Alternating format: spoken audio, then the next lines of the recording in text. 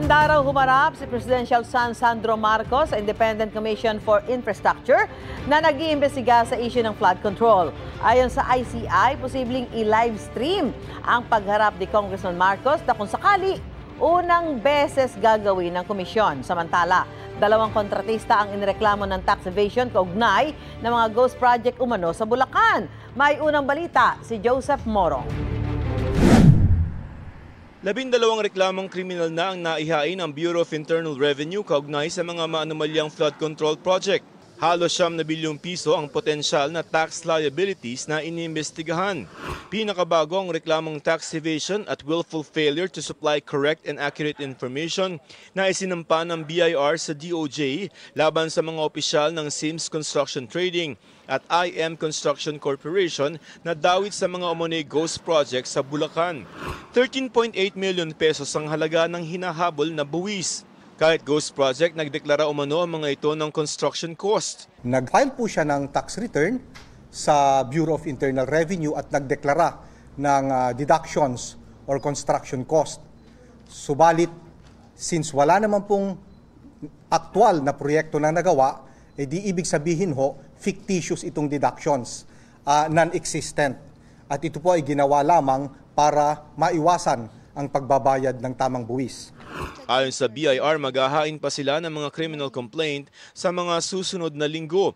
Sinisikap naming makuha ang panig ng dalawang kumpanya. Sa Ombudsman, inireklamo sina dating Pangasinan 4th District Representative Christopher De Venecia, Suwal Mayor Liseldo Calugay at asawa ng mayor. Reklamang plunder, malversation of public funds, grave misconduct, gross neglect of duty at dishonesty ang inihain ni Jaime Aquino, isang lokal na mamamahayag at leader ng Asosasyon ng mga Tsuper at Operator ng mga tricycle sa Pangasinan. Kaugnay yan sa anomalya umano sa 286 million pesos na halaga ng flood control projects sa San Jacinto, Pangasinan. Sabi ng DPWH official sa Kwan, yung mga nakausap namin sa Region 1, ay yung kumikolekta daw sabi nila, si Congressman De Venecia, si Christopher, ng 20% sa lahat ng mga kontratista, sa mga kontrata, mga iba pang doon, hindi lang sa flood control.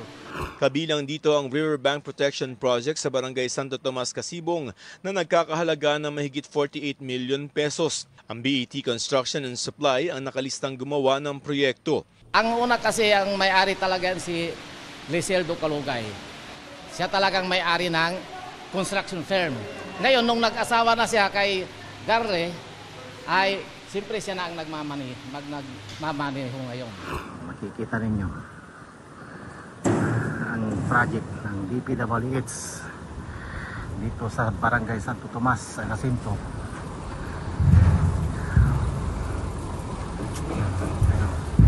Bagong gawa lang ito, 2024. Ito ay nagkakahalaga ng mahigit 40 million pesos. Pero tignan ninyo kung anong nangyari. Hindi pa napakapakinabangan, nawas out na. Inireklamo rin ng ilang opisyal ng DPWH Region 1 at DPWH Pangasinan 2nd Engineering District, gayon din ng contractors na Zoda Trading and Construction at joint venture ng Silver Wolves Construction at Lux Dragon Construction. Pati ang private contractor umano ni De Venecia. Sinisikap namin makuha ang panig ng mga inireklamo.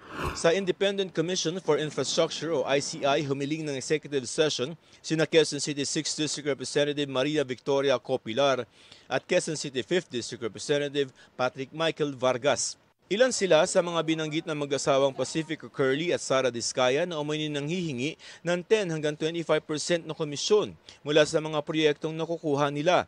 Tumangging humarap sa media si Copilar pero sa isang pahayag na in-upload niya sa kanyang social media page, sinabi niyang walang ghost project sa District 6 batay sa inspeksyon ng DPWH, Quezon City Engineering Office at iba pa. Hindi rin nagsalita si Vargas. Pero sa isang pahayag, sinabi ni Vargas na ipinakita niya raw sa komisyon ang mga dokumento na nagpapatunay na walang mga proyekto ang mga Diskaya sa kanyang distrito.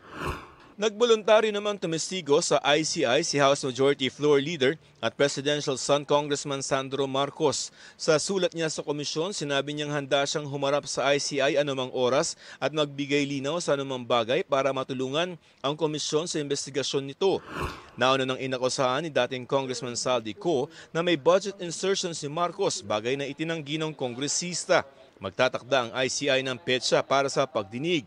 Regardless of who that person is, will voluntarily appear and testify under oath, malaking bagay sa amin yan.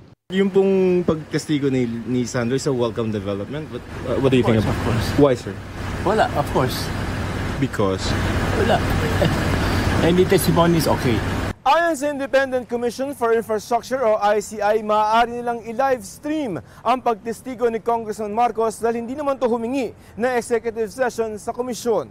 Kung matutuloy ito, si Marcos ang kauna-unahang testigo na maila-livestream ng komisyon. Ito ang unang balita, Joseph Morong para sa GMA Integrated News. Gusto mo bang mauna sa mga balita? Mag-subscribe na sa GMA Integrated News sa YouTube at tumutok sa unang balita.